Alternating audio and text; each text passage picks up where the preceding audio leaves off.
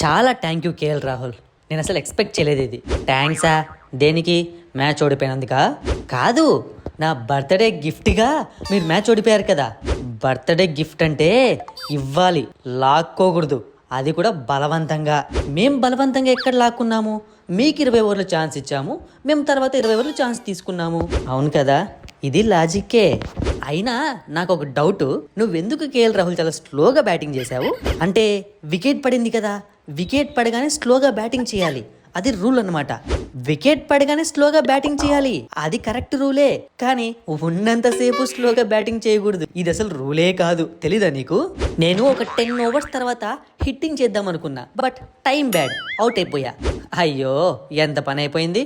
నువ్వు 10 ఓవర్స్ తర్వాత హిట్టింగ్ చేద్దాం అనుకున్నావు, మా వాళ్ళు 10 ఓవర్స్ కాకనే మీ టార్గెట్ని చేశారు. ఇక చాలు, ఆపుతావా? ఇప్పటికే మీ వాళ్ళు కొట్టింది మర్చిపోలేక చేస్తున్నా. ఒక వారం రోజులు కలలో కూడా ఇదే వస్తుంది. నువ్వు మళ్ళీ గుచ్చి చెప్పాల్సిన అవసరం లేదు. మీరు గెలిచారు, మేము ఓడిపోయాము, హ్యాపీనా? సర్లే, వదిలేద్దాం, పాపం బాధలో ఉన్నట్టున్నాడు. ఏంటి ట్రావిస్ అన్న, ఈరోజు నువ్వు సెంచరీ చేసేస్తావు అనుకున్నాను.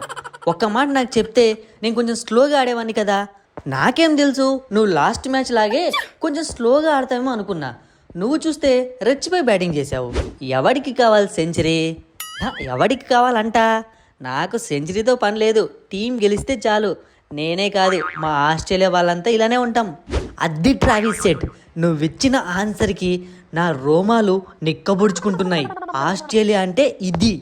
కానీ సెంచరీ చేసుకుని ఉండుంటే బాగుండేదన్నా. దాందేముంది లేరా, ఇంకా మ్యాచ్లు ఉన్నాయి కదా, ఎన్నో మ్యాచ్లు, ఎన్నో సెంచరీలు. అయినా ఆ లక్నో వాళ్ళని అనాలి, 20 ఓవర్లు ఇస్తే కనీసం ఒక 200 కొట్టలేరా? 126 ఏంటి చీప్గా? ఒరే, మీరు మనుషులేనారా? 20 ఓవర్లు ఆడి మేము కష్టపడి 166 కొడితే అది చీప్ అంటున్నారు. మరి ఏంటన్నా, మాతో మ్యాచ్ అంటే కనీసం ఒక 200 కొట్టాలి కదా. అంటే లాస్ట్ మ్యాచ్ ఓడిపోయారు, తక్కువ స్కోర్ కొట్టారు, అదే ఊపులో ఉన్నారేమో, మీ మీద మ్యాచ్ గెలిచేద్దాం అనుకున్నాము. తప్పు. పులికి జ్వరం వచ్చిందని చెప్పి కుందేలు ఎప్పుడు పులి ముందు డ్యాన్స్ చేయకూడదు. బాగా చెప్పావన్నా. కానీ పురాణన్న, నాకు ఒక డౌట్ ఉంది, క్లారిఫై చేస్తావా? చెప్పురా బాబు. ఇప్పుడు మేము ఏం అడిగినా చెప్పాలి, లేదంటే గుర్తు పెట్టుకొని ఇంకొక మ్యాచ్ పెట్టుకొని కూడా కొట్టేలా ఉన్నారు. ఏం లేదన్నా, ఎందుకు నువ్వు అంత స్లోగా బ్యాటింగ్ చేసావు? నువ్వు భారీ హిట్టరే కదా. నాకేం తెలుసురా, స్టార్టింగ్లో వచ్చిన వాళ్ళందరూ పటామని అవుటే వస్తుంటే స్లో వికెట్ అనుకున్నా.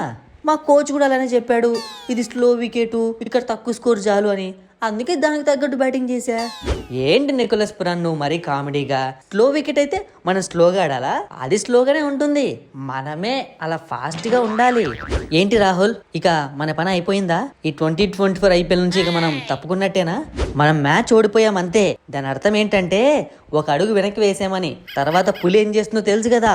ఇలాంటి టైంలో ఇలాంటి డైలాగ్స్ అవసరం అంటావా రాహుల్? ఇప్పుడు మనం చాలా ఘోరంగా, అంటే ఈ వర్డ్ కూడా సరిపోదేమో, అంత ఘోరంగా మ్యాచ్ ఓడిపోయాం. చూడు కృణాల్, మ్యాచ్ ఓడిపోవడం అంటే మనం ఇక ఐపీఎల్ నుంచి బయటకు వెళ్ళిపోవడం కాదు. ఇంకా మనకు 2 మ్యాచ్లు ఉన్నాయి. ఆ 2 మ్యాచ్లో గెలిచామంటే మనకు 16 పాయింట్లు వస్తాయి. ఎస్ఆర్హెచ్ వాళ్ళు తర్వాత 2 మ్యాచ్లు గెలిస్తే వాళ్ళకి 18 పాయింట్లు వస్తాయి కదా.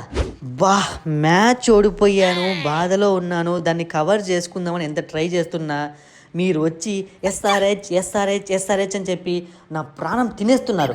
నెక్స్ట్ మ్యాచ్ వరకు నాకెవరు కనిపించకండి.